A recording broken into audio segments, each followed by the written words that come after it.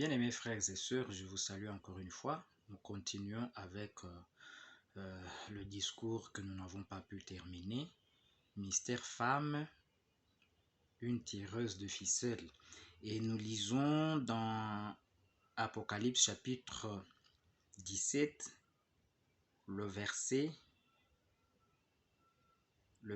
3. Et il me transporta en esprit dans un désert, et je vis une femme assise sur une bête écarlate, pleine de noms de blasphème, ayant 7 têtes et 10 cornes. Cette femme était vêtue de pourpre et d'écarlate et parée d'or, de pierres précieuses et de perles. Elle tenait dans sa main une coupe d'or remplie d'abominations et des impuretés de sa prostitution. Sur son front était écrit un nom, un mystère, Babylone la grande, la mère des impudiques et des abominations de la terre.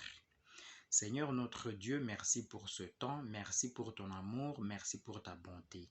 Bénis le Seigneur et visite nos âmes, nourris-nous Seigneur de ta nourriture céleste qui nous donne la vie éternelle au nom de Jésus-Christ. Amen. Alors, mystère femme, une tireuse de ficelle, comme nous l'avons introduit dans notre dernier discours, et c'est le même passage que nous avons lu. Et hier, quand j'ai dit que cette femme ici, c'est une église, et c'est l'église romaine, alors il y a une question qui s'est levée, mais Dieu parle plutôt de Babylone, mystère Babylone. Comment toi tu parles de Rome alors que Dieu parle de Babylone?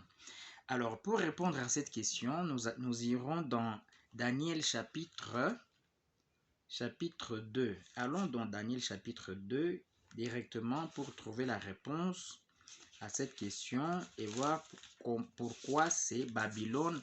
Et ici, c'est à la fin des temps. Mais Dieu appelle cette femme Babylone. Pourquoi? Alors, lisons. Ici, nous allons juste voir, nous n'allons pas lire tout le chapitre parce que le chapitre 2 parle donne beaucoup de détails sur le rêve de Nebuchadnezzar.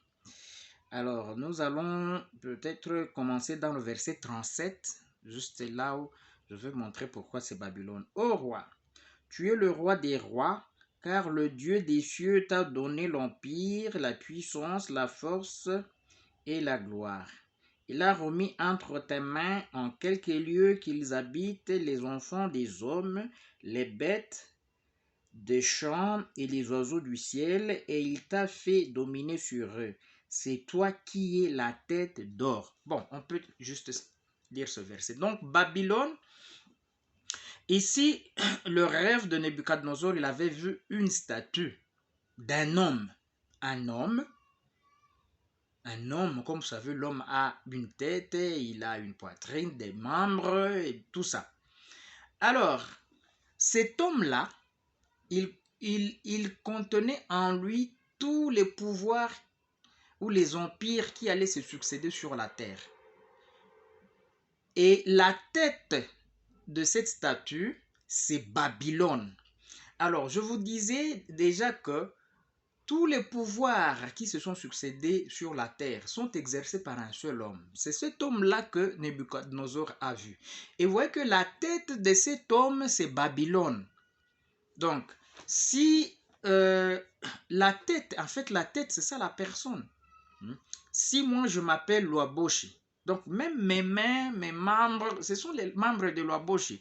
Donc tous les empires qui ont succédé après Babylone, tous les empires, les Médo-Perses, les Grecs et Rome font partie d'un seul corps. Et la tête de ce corps, c'est Babylone. Donc, la conviction, en fait, c'est la tête qui dirige le corps. Donc, les Médo-Perses, les Grecs, les Romains, tous sont sous l'impulsion du même esprit qui est Babylone. C'est pourquoi même à la fin, l'empire qui est là, Dieu l'appelle à raison, il l'appelle Babylone. Et n'oubliez pas qu'ici, il est dit mystère.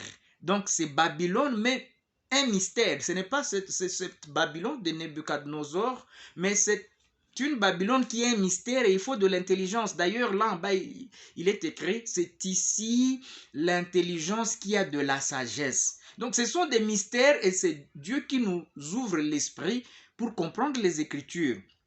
Voilà, donc je pense que j'ai répondu. Et pendant que nous y sommes maintenant, et j'étais en train de vous montrer comment ce pouvoir ici, politico-militaire, le pouvoir hégémonique qui s'exerce sur la terre, est sous tutelle d'une femme. Parce que c'est ce que nous lisons, c'est la bête qui est en fait la quatrième bête que Daniel avait vue. C'est elle qui exerce l'autorité du diable, du dragon sur la terre, mais elle est sous tutelle d'une femme. Et cette femme, en fait, c'est une religion, c'est une église.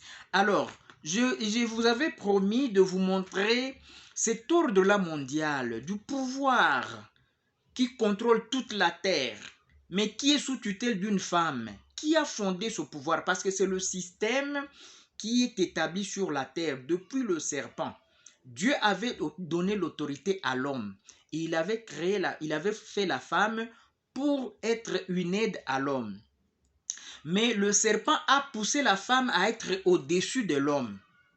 Voyez-vous, il lui a donné un enseignement par lequel la femme a entraîné l'homme dans des dégâts, dans des gaffes, en conflit avec Dieu. Et ils ont été chassés du jardin. Mais l'homme avait écouté sa femme alors que c'est la femme qui doit écouter son mari. C'est ça l'ordre que Dieu établit. L'ordre a été renversé.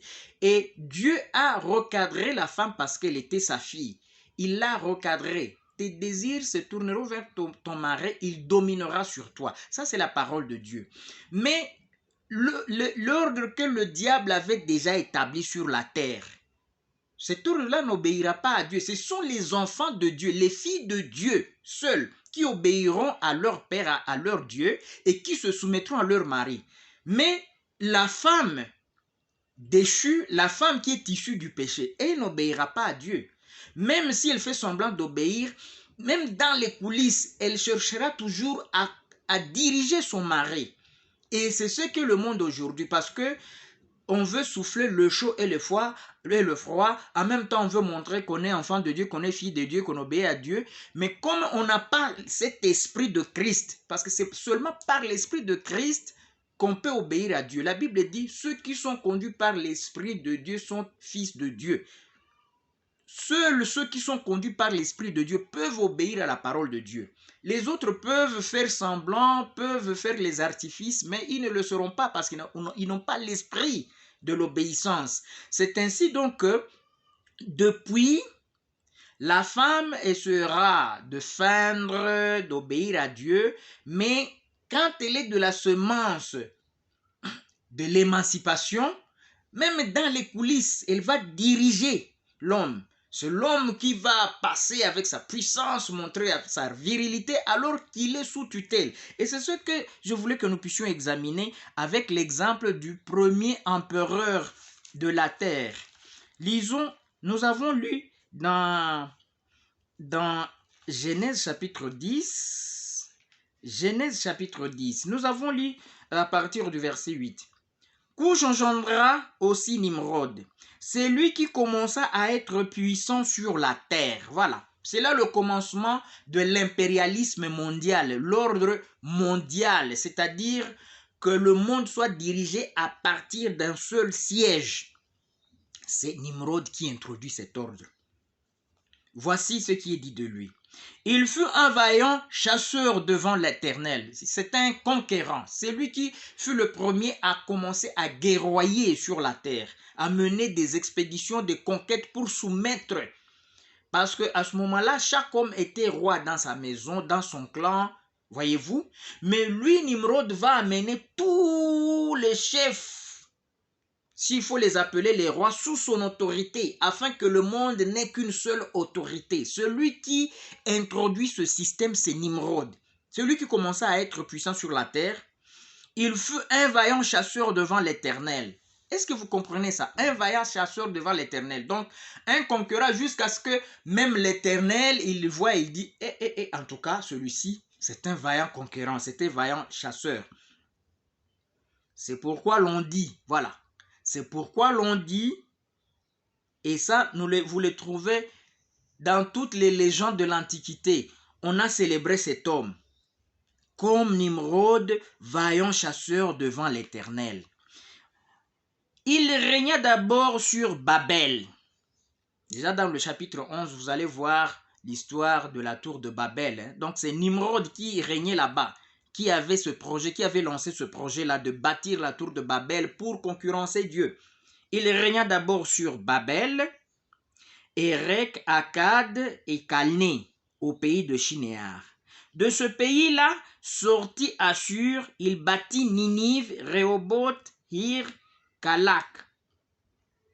Là, c'est la grande ville, voilà. Alors, nous avons lu ici, c'est pourquoi l'on dit. Donc, dans toutes les légendes de l'Antiquité, on a parlé de Nimrod. On l'appela sous d'autres noms, mais c'est le même, celui qui a bâti la ville de Ninive, celui qui a régné sur Babel. On a parlé de lui. Alors, quand vous lisez même l'histoire des grands historiens de l'Antiquité comme Hérodote, Stésias ou Diodore de Sicile, on parle de ce grand personnage qui a bâti la ville de Ninive, qui fut le premier roi. Le premier roi sur toute la terre. Par exemple, Ninos se faisait appeler Ninos, roi de l'univers, roi d'Assyrie. Et dans l'histoire des Grecs, c'est Ninos qui a bâti Ninive. Donc là, nous comprenons que c'est le même personnage qui est dans les écrits bibliques sous le nom de Nimrod.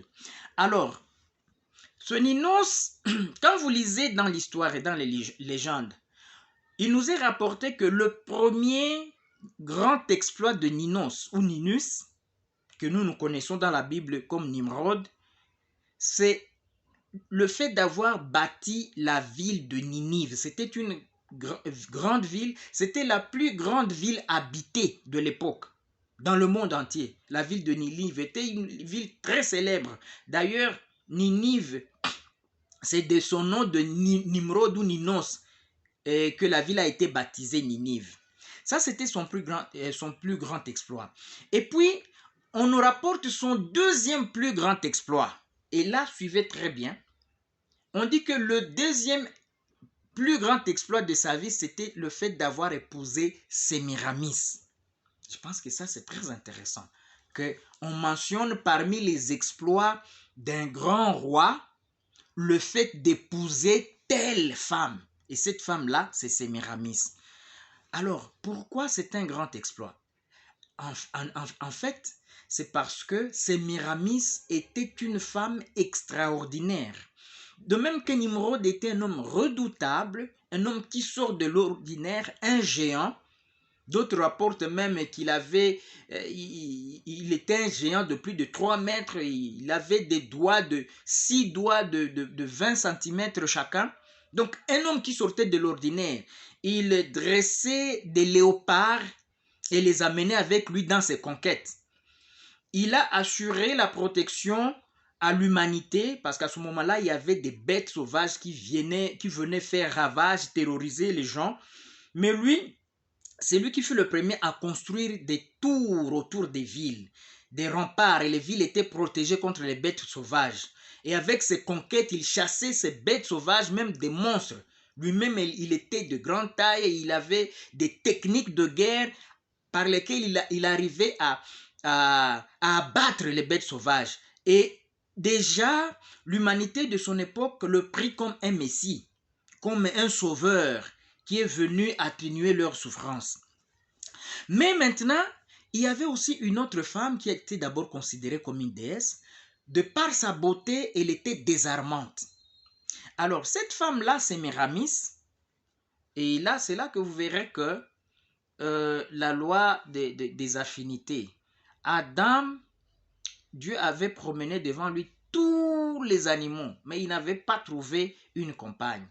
Il a fallu une aide semblable à lui. Et cette aide-là, elle est sortie de lui. Quand Adam l'a vue, il a vu, mais ça c'est maintenant os de mes os et la chair de ma chair.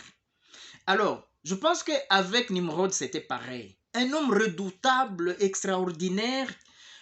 Donc, il fallait qu'il trouve une femme qui est vraiment de son rang. Et c'est le jour qu'il l'a trouvé qu'il s'est senti qu'il était maintenant complet en tant que roi. Alors, qu'est-ce qui nous est rapporté de Sémiramis? D'abord, une femme très sage, très intelligente, désarmante par sa beauté, très énergique. Mais cette femme-là, elle avait d'abord été épousée par un gouverneur du roi Ninos. Et ce gouverneur, son nom était Onès. Onès, quand il l'avait vu, il était tombé, il a dit c'est pas possible. Et il a vite épousé.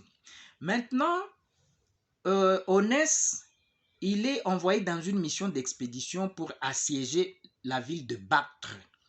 La ville de Bactre, qu'on veut soumettre sous l'autorité de l'empereur Ninos.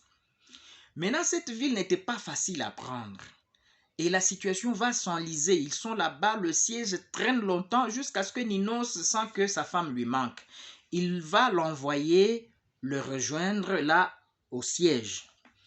Maintenant, cette femme Sémiramis, quand elle arrive, c'était une femme aux talents exceptionnels, douée surdouée même. Quand elle arrive, elle vient pour voir son mari. Mais quand elle arrive, ce n'est pas seulement pour voir son mari, elle fait directement l'état de lieu du siège. Elle dit non, mais ça vous auriez déjà pris cette ville depuis longtemps. Elle élabore elle-même la stratégie et s'implique, elle demande des hommes de troupes.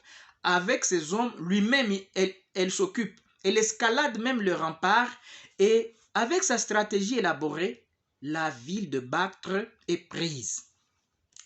La nouvelle va arriver au roi Ninos. Le roi dit non, je dois voir cette héroïne parce qu'il nous a fallu beaucoup. Nous avons mis toute notre intelligence, notre force pour prendre cette ville, mais ça n'a pas réussi. Qui est cette héroïne qui facilement comme ça permet la prise de cette ville? Je dois la voir.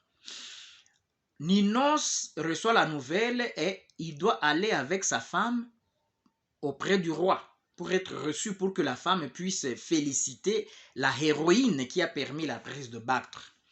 Mais lorsque la femme Sémiramis arrive, le roi est désarmé. Les histoires de couronner la héroïne, primer, ça change. Le roi dit non, non, non, non, non. Dans tout l'empire, il n'y a pas un autre qui mérite cette femme si ce n'est pas l'empereur.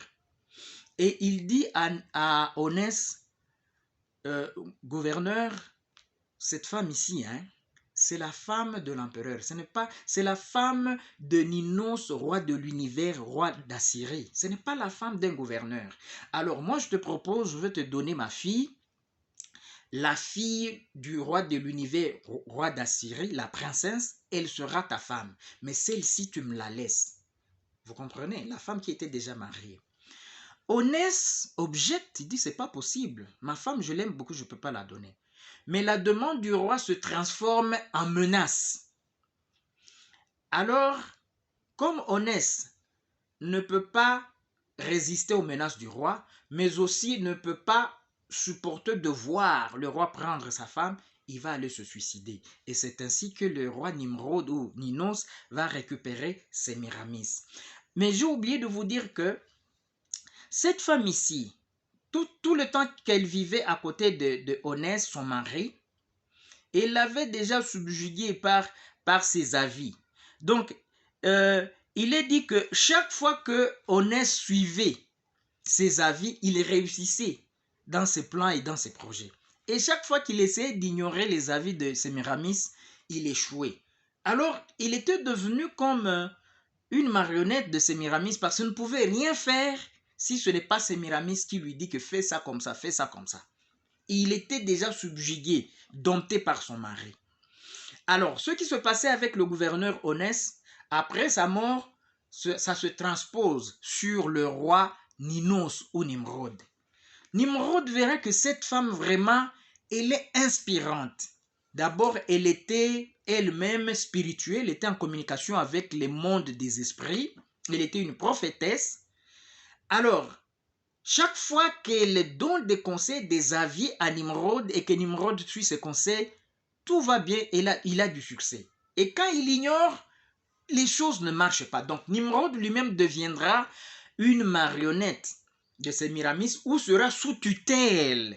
Donc c'est finalement Sémiramis qui va commencer à manipuler son mari où il veut et dans ce qu'il veut, dans ce qu'elle veut. Quand elle va commencer à guider son mari sera un vaillant conquérant, mais sous tutelle de Sémiramis. Et quelques temps après d'ailleurs, Nimrod va mourir et c'est Sémiramis qui va rester impératrice. Elle va rester la reine d'Assyrie. Et l'histoire même raconte c'est elle qui a bâti la ville de Babylone. La ville de Babylone, parce que ici dans la Bible, vous ne voyez pas la ville de Babylone. Nimrod avait bâti Babel. Mais maintenant, la grande ville Babylone sur l'Euphrate, c'est Sémiramis qui va bâtir. Bon, l'histoire continue. Je peux même ajouter quelque chose. Cette femme ici qui était spirituelle, mais elle était en même temps débauchée. D'ailleurs, elle fut enceinte, mais une grossesse suspecte. Et son mari, n'étant pas vraiment convaincu que cette grossesse lui appartenait, elle va lui formuler de reproches. Sémiramis sera très indigné. Sémiramis sera très indigné que son mari lui formule des reproches alors que c'est elle qui lui a donné tout. Hein? Désormais, tout le succès, le prestige du nom de Ninos, c'est Sémiramis qui en était la source. Alors elle sera indignée.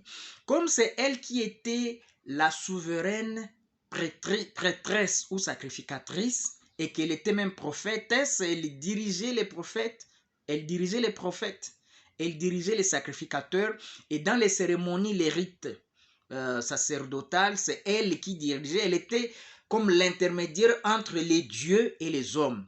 Alors quand elle était en transe, elle entrait en transe, c'est elle qui donnait les directives pour le déroulement de la cérémonie sacrificielle. Alors un jour, pendant qu'ils étaient dans une cérémonie sacerdotale, elle entra en transe, et quand il fallait maintenant égorger le sacrifice, parce que c'est elle qui devait donner les ordres, soi-disant que c'est à travers elle que le Dieu parlait, au lieu d'indiquer la bête de sacrifice qui était déjà préparée, elle indiquera son mari et on prendra Nimrod, on va l'égorger, on va le sacrifier. Ça, c'est une des légendes qui raconte comme ça. Alors, elle va rester roi. Maintenant, son fils, en grandissant, parce que le trône lui revenait, d'ailleurs, elle fera une expédition en Libye, mais en passant par l'Égypte, elle va consulter l'oracle de Mammon. Et là, on lui dira que son fils conspirera contre elle et la tuera. Alors, elle garda déjà cela. Selon Hérodote, elle va céder le pouvoir à son fils pour éviter une collision avec son fils. Mais selon d'autres légendes, quand son fils est déjà grand, et que son fils avait déjà l'histoire comment sa maman avait fait tuer son père, son fils gardait en lui, nourrissait en lui les sentiments de revanche. Alors, dans une cérémonie pareille, comme son fils était déjà préparé que sa mère avait utilisé une telle ruse pour tuer son père, alors que la femme était en transe et qu'elle voulait donner des ordres, son fils directement a donné l'ordre qu'on puisse tuer sa mère. Bon, tout ça, ça ne nous intéresse pas. Mais pourquoi je touche tout ça? C'est pour que vous compreniez les caractéristiques du pouvoir de ce monde après le péché. Ça, ce n'est pas le pouvoir du Messie, ce n'est pas le pouvoir messianique. Ça, c'est la politique, c'est le pouvoir politique tel qu'il a été instauré par le serpent et les fils du malin qui détiennent ce pouvoir aujourd'hui. Vous voyez que là, il n'y a pas d'état d'âme, il n'y a pas de moralité, donc c'est seule la fin qui justifie le moyen. C'est-à-dire, j'ai besoin du pouvoir, et si je peux y arriver par la trahison, par l'ingratitude, par la scélératesse, c'est ce qui caractérise ce pouvoir. Voyez-vous? Et c'est pourquoi vous entendez les autres disent que le pouvoir, la politique est du diable. Ce n'est pas la politique seulement, c'est le monde entier qui est sous la puissance du malin.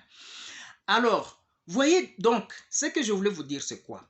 Ici, à la fin, nous voyons que la bête qui est le pouvoir politique, qui nous terrorise, mais nous voyons que ce pouvoir lui-même, que ce soit des rois, des grands de la terre, des généraux, tout ce système-là est sous tutelle d'une femme. Mais ça a commencé, c'est quand ce pouvoir-là mondial a commencé.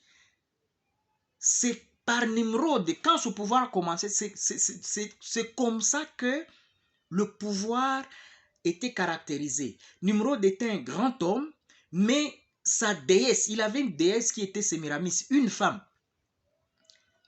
Il avait sa religion qui était Sémiramis, sa prophétesse, c'était sa religion. Il ne pouvait rien faire. Et donc, c'est même Nimrod de son vivant, il dirigeait, mais sous la tutelle de Sémiramis. Hier, c'était hier, nous avons lu ensemble un passage dans Ecclésiaste qui dit qu'il n'y a rien de neuf sur la terre. Qu'est-ce que je veux vous dire? C'est que comme le Seigneur est alpha et oméga, ce qu'il était au commencement, c'est ce qu'il est à la fin. Et le monde, c'est comme ça. Donc le système que vous voyez aujourd'hui, pour le comprendre, il faut rentrer là au commencement, là dans Genèse. Ce qui existe aujourd'hui sur la terre, ce n'est pas possible si ça n'a pas ses origines dans la Genèse. C'est là que tout a commencé. Donc, nous voyons que le diable est venu renverser l'ordre que Dieu avait établi. Que Dieu lui-même, il a créé l'homme à son image et l'a investi de son autorité pour gouverner toute la terre, y compris la femme. Et le diable est venu pour renverser cet ordre, pour donner le pouvoir, pour rabaisser l'homme, parce que l'homme, il reçoit son autorité de Dieu, rabaisser l'homme et élever la femme qui reçoit son autorité du diable, depuis le serpent. Maintenant, la femme, si elle ne dirige pas, si elle n'assume pas sa direction, la femme n'accepte pas d'être dirigée. Elle cherche à diriger même sous coulisses. Vous comprenez? Et ça, depuis le début, quand le pouvoir du monde commence, il y a l'homme, mais au-dessus, il y a une tutelle. C'est la femme. Et aujourd'hui, ce que nous déplorons, c'est que c'est ce que l'Église essaie d'être sur Christ. Alléluia.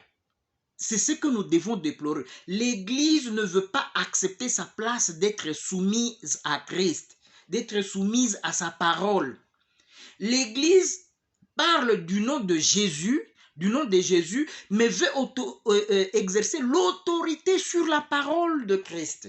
Alléluia. Et qu'est-ce que nous avons lu dans Cantique des Cantiques? Le Seigneur, c'est l'époux qui parle. Il dit qu'il y a plusieurs reines, plusieurs concubines, et nous verrons plus tard qu'il y a plusieurs types de femmes. Il y a des célibataires, il y a des femmes battantes, émancipées, tout ça. Et l'époux dit, mais une seule est ma colombe, ma parfaite.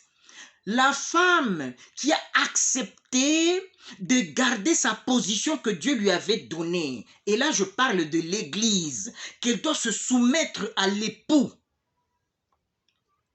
L'époux dit qu'elle est unique. Alléluia. C'est pourquoi il dit, il y a plusieurs appelés, mais très peu d'élus. Praise the Lord. Plusieurs appelés, très peu d'élus. Toutes les femmes qui sont nées de la déchéance, elles ont emprunté les traces de leur arrière-grand-mère Sémiramis. Elles disent qu'elles sont épouses, mais là, en elles veulent récupérer l'autorité sur leur mari et le diriger même en coulisses. Alléluia. Même en tirant les ficelles, on voit le mari, un homme puissant, il a l'argent, tout ça, mais la femme veut qu'elle soit celle qui dirige. Et vous voyez que pour Christ, parce que c'est pas possible, parce que Adam a écouté la voix de sa femme, mais Christ, non. Christ, il nous dit ceci. Si vous demeurez dans ma parole et que ma parole demeure en vous, demandez tout ce que vous voulez et il vous sera accordé. Est-ce que vous comprenez? Donc Christ dit que nous son Église, nous devons demeurer dans sa parole. C'est nous qui devons l'écouter. Si nous voulons qu'il puisse écouter nos prières, c'est nous qui devons d'abord l'écouter et nous soumettre à sa parole. Nous devons être perdus dans sa parole. On cherche une différence entre nous et sa parole, on ne trouve aucune différence. C'est à ce moment-là, il dit que demandez tout ce que vous voudrez et cela vous sera donné. Mes chers frères, nous ne sommes pas une église pour satisfaire nos sentiments ou pour nous masturber. Nous sommes une église parce que nous avons été rachetés par le sang de l'agneau et pour plaire à Dieu et pour être l'os de ses os et chair de sa chair. Alors, ça ne sert à rien de nous entêter, de nous appeler Église de Dieu et nous sommes rebelles à sa parole et nous voulons diriger Dieu. Nous ne voulons pas que Dieu nous dirige, nous voulons diriger Dieu. Malheureusement, c'est le cas aujourd'hui. Comme nous le verrons maintenant, quand nous allons voir les différents types de femmes, les différents types d'églises. Que Dieu vous bénisse, mes chers frères et sœurs. Soyons humbles, soumettons-nous à Christ si nous sommes vraiment sortis de lui. Soumettons-nous à Christ, soumettons-nous à sa parole.